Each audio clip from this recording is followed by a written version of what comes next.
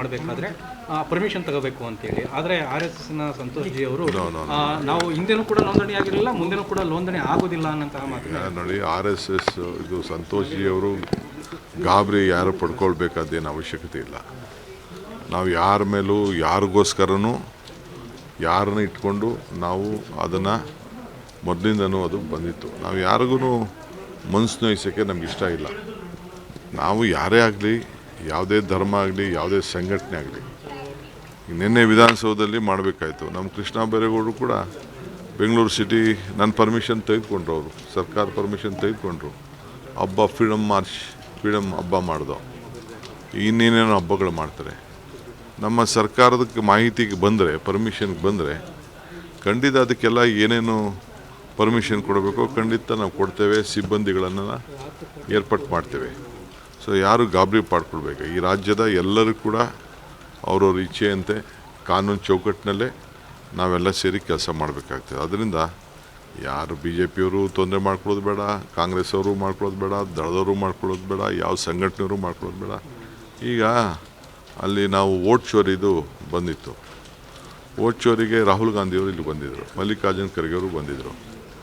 So ಆಗ ನಾವು freedom ಪಾರ್ಕಿಂದ ಇದಕ್ಕೆ ಎಲೆಕ್ಷನ್ ಕಮಿಷನ್ಗೆ ಹೋಗಿ ಒಂದು ಅರ್ಜಿ ಮಾಡಬೇಕಾಯ್ತು. ಬರೀ 100 ಮೀಟ್ರ್ ಇತ್ತು, 100-150 ಮೀಟ್ರಿಗೆ ಅದಿತ್ತು. ನಾವು ಚೀಫ್ ಇವ್ರಿಗೆ, ನಮ್ಮ ಅಪೋಸಿಷನ್ ಲೀಡ್ರಿಗೆ, ರಾಹುಲ್ ಗಾಂಧಿಗೆ, ಖರ್ಗೆ ಅವ್ರಿಗೆ, ಇಲ್ಲ ನೀವು ಜಾಥಾ ಮಾಡೋಕ್ಕಾಗೋದಿಲ್ಲ ಅಂತ ಹೇಳಿದ್ರು ನಾವು. ಏಕೆಂದರೆ ಕೋರ್ಟಲ್ಲಿ ಒಂದು ಪರ್ಮಿಷನ್ ತೊಗೋಬೇಕು ಅಂತ, ಕೋರ್ಟು ಸುಪ್ರೀಂ ಕೋರ್ಟ್ ಎರಡೂ ಕೂಡ ಪರ್ಮಿಷನ್ ತೊಗೋಬೇಕು ಅಂತ ಹೇಳಿದೆ.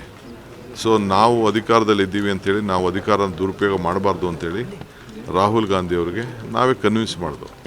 ನಾನು, ಸಿದ್ದರಾಮಯ್ಯನವರು, ನಾವೆಲ್ಲ ಸೇರಿ, ಹೋಮ್ ಮಿನಿಸ್ಟ್ರು ಪರಮೇಶ್ವರ್ ಅವರೆಲ್ಲ ಸೇರಿ, ನಾವು ಬೇಡ, ನೀವು ಇದನ್ನು ಮಾರ್ಷಲ್ ಮಾಡಬಾರ್ದು ಅಂತ ನಾವು ಅವ್ರಿಗೆ ಹೇಳಿದ್ವು ನಾವು. ಏಕೆಂದರೆ ನಮ್ಮ ರಾಜ್ಯದ ಅದು ಕಾನೂನು, ಅದು ಕೋರ್ಟ್ ಕೊಟ್ಟಿರುವಂಥ ಒಂದು ಕಾನೂನು. ಕೋರ್ಟ್ಗೆ ಕೊಟ್ಟಂಥ ಕಾನೂನಿಗೆ ನಾವು ಗೌರವ ಕೊಡೋಣ. ಬಟ್ ಅವರು ಹೇಳೋದು, ಅವರು ಸ್ವಾತಂತ್ರ್ಯ ಬರೀ ಚರಕ ಅಥವಾ ಉಪ್ಪಿನ ಸತ್ಯಾಗ್ರಹದಿಂದ ಬರಲಿಲ್ಲ, ಉಳಿದ ನಾಯಕರು ಕೂಡ ಇರೋದೇ ಅದನ್ನು ನೆನಪಿಸ್ಕೊಳ್ಳಿ ಅಂತ ಹೇಳ್ತಾರೆ. ಅವರು ಹೇಳಿ, ಪಾಪ ಅವರು ಹಿರಿಯರಿದ್ದಾರೆ, ಅವ್ರ ಮಾರ್ಗದರ್ಶನ ಕೇಳೋಣ, ಏನು ತೊಂದರೆ ಇಲ್ಲ. ಬಟ್ ಮೊದಲಿಂದನೂ ಕೂಡ ಆ ಕಾನೂನಲ್ಲಿ ಕೆಲವು ಅವಕಾಶಗಳು ಏನಿದೆ ಅದನ್ನು ನಾವು ಸ್ವಲ್ಪ ಕ್ಲಿಯಾರಿಟಿ ಕೊಟ್ಟಿದ್ದೀವಿ ಅಷ್ಟೇ. ಯಾರು ಗಾಬರಿ ಮಾಡ್ಕೊಳ್ಳೋಂಥ ಅವಶ್ಯಕತೆ ಇಲ್ಲ. ಮಾಡಬೇಕಾದ್ರೆ ಪರ್ಮಿಷನ್ ತಗೋಬೇಕು ಅಂತೇಳಿ. ಆದರೆ RSSನ ಸಂತೋಷ್ ಜಿ ಅವರು ನಾವು ಹಿಂದೆನೂ ಕೂಡ ನೋಂದಣಿ ಆಗಿರಲಿಲ್ಲ, ಮುಂದೆನೂ ಕೂಡ ನೋಂದಣಿ ಆಗೋದಿಲ್ಲ ಅನ್ನೋಂತಹ ಮಾತು. ನೋಡಿ, RSS ಇದು ಸಂತೋಷ್ ಜಿ ಅವರು ಗಾಬರಿ ಯಾರು ಪಡ್ಕೊಳ್ಬೇಕಾದೇನು ಅವಶ್ಯಕತೆ ಇಲ್ಲ. ನಾವು ಯಾರ ಮೇಲೂ ಯಾರಿಗೋಸ್ಕರನೂ ಯಾರನ್ನ ಇಟ್ಕೊಂಡು ನಾವು ಅದನ್ನು ಮೊದಲಿಂದನೂ ಅದು ಬಂದಿತ್ತು. ನಾವು ಯಾರಿಗೂ ಮನಸ್ಸು ನೋಯಿಸೋಕ್ಕೆ ನಮ್ಗೆ ಇಷ್ಟ ಇಲ್ಲ.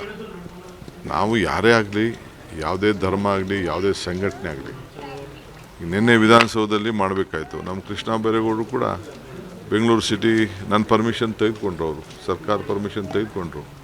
ಹಬ್ಬ ಫ್ರೀಡಮ್ ಹಬ್ಬ ಮಾಡ್ದೋ, ಇನ್ನೇನೇನೋ ಹಬ್ಬಗಳು ಮಾಡ್ತಾರೆ. ನಮ್ಮ ಸರ್ಕಾರದಕ್ಕೆ ಮಾಹಿತಿಗೆ ಬಂದರೆ, ಪರ್ಮಿಷನ್ಗೆ ಬಂದರೆ ಖಂಡಿತ ಅದಕ್ಕೆಲ್ಲ ಏನೇನು ಪರ್ಮಿಷನ್ ಕೊಡಬೇಕೋ ಖಂಡಿತ ನಾವು ಕೊಡ್ತೇವೆ. ಸಿಬ್ಬಂದಿಗಳನ್ನು ಏರ್ಪಾಟ್ ಮಾಡ್ತೇವೆ.